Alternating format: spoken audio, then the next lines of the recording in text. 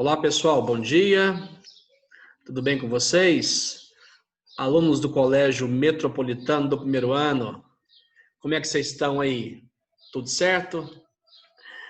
Então, pessoal, eu vou fazer hoje uma introdução no assunto, né? Para que você possa depois pegar na plataforma e estudar. Eu vou postar na sexta-feira, dia 12, que é a introdução ao estudo das funções inorgânicas, né? Então, no nono ano, você já estudou isso, né? Você fez uma prévia das funções, né? Ácidos, bases, sais, óxidos, peróxidos, né? Bom, muito bem. Então, primeiro, para iniciar nosso bate-papo aqui, por que eles separam ou agrupam, né, as funções? O que faz um composto pertencer a uma função?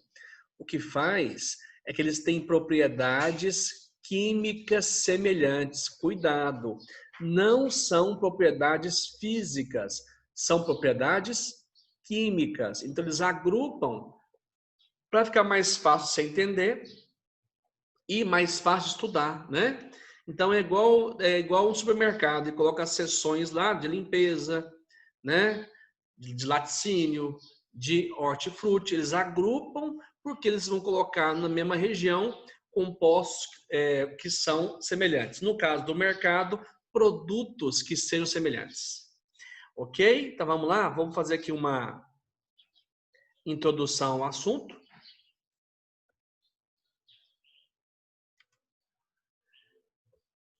O que acontece, pessoal? Quando você mexe com as funções inorgânicas, né? Você começa a estudar um conceito que chama conceito de Arrhenius. O que é o conceito de Arrhenius? Arrhenius estudava a condutibilidade elétrica em relação às substâncias. Então, sabe-se que a água pura não conduz corrente elétrica, né? O ácido puro também não conduz corrente elétrica. Entretanto, quando você coloca o ácido em água, acontece algum processo ali que favorece a condução de corrente elétrica. E esse processo tem nome, né? Muito bem. Foi o que eu disse. As substâncias químicas podem ser agrupadas de acordo com propriedades comuns, semelhantes, né? Essas propriedades, que são propriedades químicas, são denominadas propriedades funcionais. Em função da propriedade, podemos agrupar substâncias em grupos ao quais chamaremos de funções inorgânicas. Muito bem. As principais funções inorgânicas são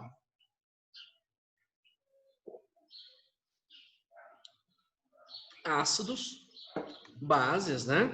Ou hidróxidos, sais, óxidos. E também tem mais. Depois aqui, quando eu explicar os óxidos, eu vou subdividir, né? Tem peróxido e também tem superóxido e ainda tem a função hidreto, né? Então, esses ácidos aqui, vou fazer aqui uma prévia, né? São compostos que em água sofrem ionização e liberam o cátion H+. Daqui a pouquinho eu vou te explicar o que é esse H+, tá? Na verdade, o que libera lá, eu vou te mostrar daqui a pouquinho, é um cátion que é denominado hidrônio, que é o H3O+. As bases são compostos, então ácido é um composto ametálico. O H está ligado a um metal, a cloro, ao enxofre. Já as bases são compostos metálicos, que em meio aquoso sofrem dissociação, liberando o ânion OH-. Esse OH- tem nome, chama-se hidróxido, ok? E os sais? Os sais vão ter um cátion formado por um metal, tem que ter um metal, que é o cátion, que seja diferente do H. e vai ter um ânion, que é o ametal, que tem que ser diferente do OH. Então, os sais são compostos iônicos, onde uma parte é metálica, a outra parte é ametálica, né? E é um composto iônico, que também a água pode sofrer dissociação. Os óxidos são compostos binários. O que vem a ser compostos binários? Ele tem um elemento, que eu vou chamar de X aqui, ligado ao oxigênio. E esse oxigênio aqui, pessoal, ele vai ser o elemento mais eletronegativo. Então aí tem um resumo, lógico, um resumo bem grosseiro de como se dá a divisão das funções. Ok? Muito bem. Aí, para compreender esse conceito, vamos conhecer o experimento de Svante August Arrhenius, né? Então, o que ele fez aqui? Ele estudava a condução de corrente elétrica em diferentes sistemas, em diferentes meios. Então, tem aqui a bateria, né? Uma lâmpada, e aqui vai ter a condução de corrente ou não. Perceba na imagem que água com NaCl acendeu a lâmpada. Então, esse sal em água sofre um processo chamado dissociação. Ácido em água também acendeu a lâmpada. Só que o ácido em água sofre um processo chamado ionização, né? E a água com açúcar não acendeu, porque o açúcar, no caso a sacarose, que é um disacarídeo, sofre hidrólise em água. Aí vira glicose. A glicose está dissolvida em água. Entretanto, a glicose não gera íon, não gera carga elétrica. Ok? Portanto, não sofre dissociação nem ionização. Lembra que na introdução eu falei sobre o H+? Na verdade, pessoal, esse H+, ele é meramente representativo. Perceba aqui na imagem do primeiro composto que eu tenho água, aqui nós temos a molécula de água, e tem o sal aqui na forma sólida. Quando os dois interagem, eu vou ter os íons livres. Olha lá. A passagem de corrente elétrica em soluções se encontra associada à presença de íons livres. Ou seja, e detalhe, se eu coloco um pouquinho de sal, a lâmpada acende pouco. Se eu colocar mais sal, acende mais intensamente. Quanto mais sal eu coloco, maior é a passagem de corrente e mais intensamente essa lâmpada vai acender. Aí, então eu tenho agora os íons numa dissociação iônica. Aí, e eu posso representar pela equação aí, ó. Agora eu tenho um ácido. Lembra que eu falei que o ácido tem H+? Na verdade, esse H+, que os livros trazem, ele é meramente representativo. Então, vai separar bem aqui, ó.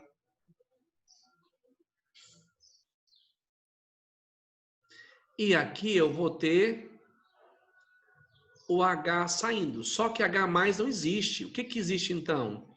Esse hidrogênio vai ligar-se à molécula de água, formando uma estrutura que chama hidrônio ou hidroxônio, ok? Beleza? Olha lá. Então, olha lá. Vai acender a lâmpada porque o hidrogênio vai separar. Eu passo a ter o cátion H+, e o ânion, no caso, cloreto. Isso é ionização. Então, o ácido, pessoal, ele não dissocia. O ácido ele não sofre dissociação, ele sofre ionização. Perceba na imagem aí o seguinte, quando eu colocar, por exemplo, 100 moléculas de ácido em água, não é que vai desmontar 100, eu vou ter algumas moléculas inteiras e outras ionizadas, né? Então, perceba aí, ó. Observe a imagem. Aqui eu tenho ó, HCl inteiro. HCl sem desmontar, né? Então, não é que se eu colocar 100 moléculas, vai desmontar 100, tá?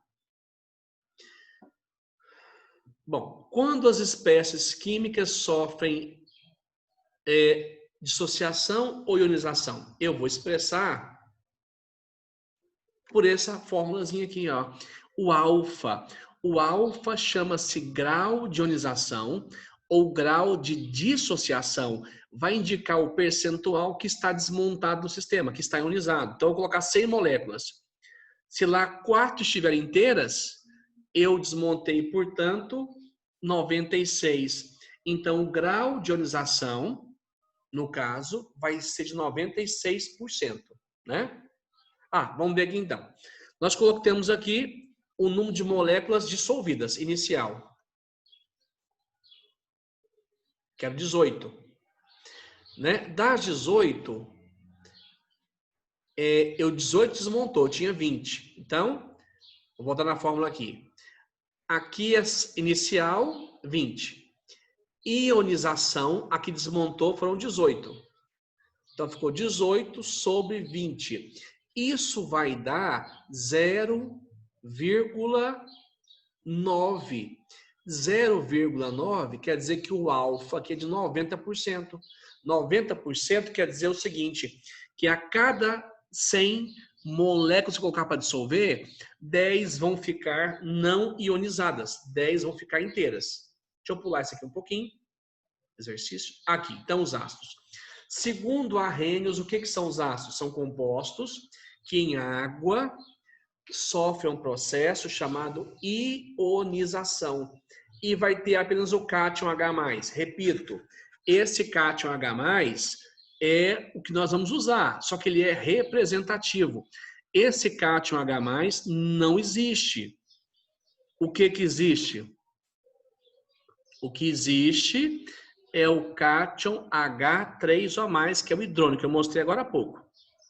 Olha lá, HCl. Quando colocado em água, eu vou ter o H+, e o Cl-. Só que o ácido sulfúrico, que é o segundo aí, ele tem 2 hidrogênios ionizáveis. Se ele tem 2 Hs ionizáveis, então eu vou ter 2 H+. Lembra que eu falei que a soma das carguinhas tem que ser igual a 0? Então, se o cátion aqui, se o cátion em questão, eu tenho 1 H+, eu tenho a carga aqui, ó. Lá vai ser menos, para que a soma dessas cargas seja igual a 0. Se eu tenho aqui 2 H+, eu tenho 2 carguinhas positivas. O ânion aqui vai ser 2 menos, ok? Então, isso é um processo chamado ionização, onde o ácido vai liberar o H+. Se eu pegar o H3O+, eu tenho aí 3 hidrogênios ionizáveis. Então, fica 3H+, o ânion é o PO4-. Já no caso desse ácido, nós vamos ter aí o ácido pirofosfórico, 4H+, e o resto é o H-. Muito bem. Aí está a questão. A gente sabe que esse H+ não existe, mas você pode tranquilamente usar o H+. A gente sabe que o H+ é representativo. Olha lá, quando eu quero expressar o hidrônio, o H reage com a água, forma hidrônio, fica na mesma, né? Tipo assim, no lugar do H+, eu estou colocando o hidrônio. Bom, muito bem. Vamos então classificar os ácidos. Então, o ácido começa com H ligado a metal. Eu tenho aí, eu posso classificar o ácido de acordo com a quantidade de Hs ionizáveis. Se for um H, monoácido. Aí, é um monoácido. Ou monoprótico, né? O que é o diácido? 2 Hs ionizáveis. Tá vendo? No caso, o ácido sulfúrico que eu mostrei agora há pouco. Triácido, 3 Hs ionizáveis. E assim por diante. Tá bom? Eu também, então, eu posso classificar o ácido, em princípio, de acordo com a quantidade de hidrogênio ionizável. Monoácido, diácido, triácido. Eu também posso classificar quanto à presença do oxigênio ou não. Quando não tiver oxigênio, eu tenho um hidrasto. Quando tiver oxigênio, eu terei um oxiácido. Então, temos os hidrastos, que é aquele que não tem oxigênio na sua composição, e os oxiácidos possuem oxigênio.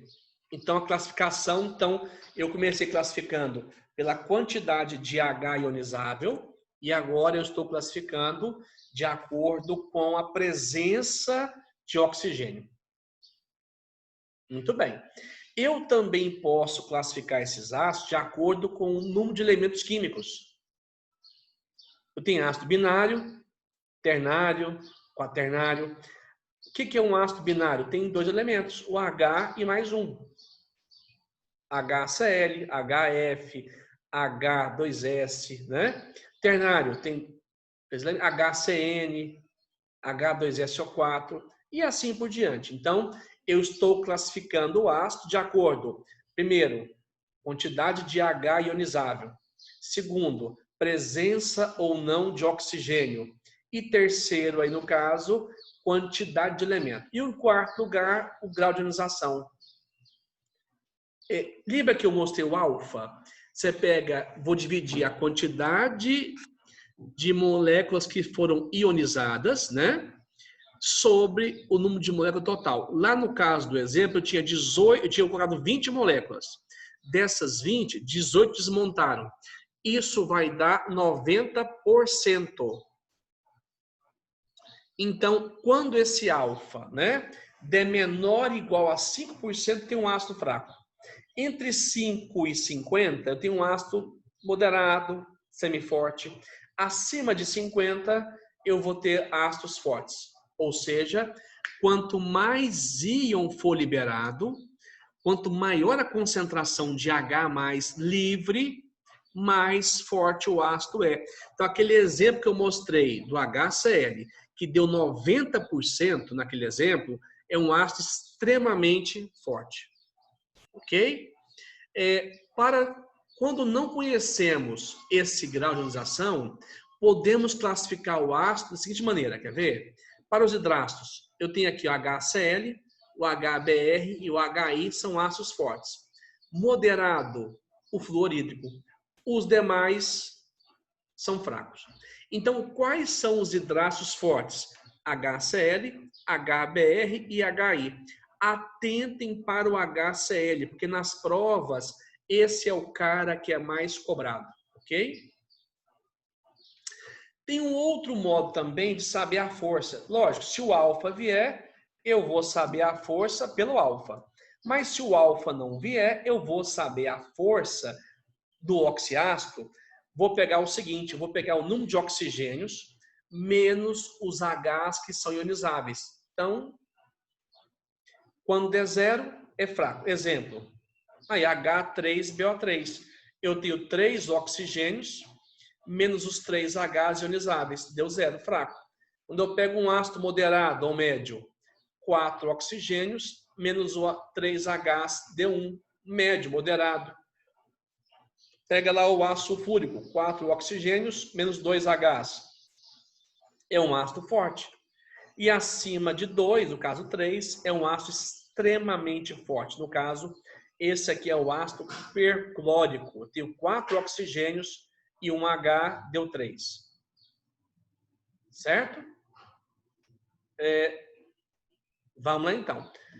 Propriedade dos ácidos, né? Então, sabor azedo. Esse sabor azedo é relativo ao pH. pHs mais baixos, menores, tem maior concentração de H. Então, isso é uma propriedade dos ácidos. Condutividade elétrica, né? Em solução aquosa, eles conduzem corrente elétrica. Quanto mais forte o ácido for, maior é a condução de corrente elétrica. Ok? Quando fecha o circuito aí, né? Ação sobre indicadores. Indicador de ácido base. Temos aqui, pessoal, a famosa fenolftaleína, né?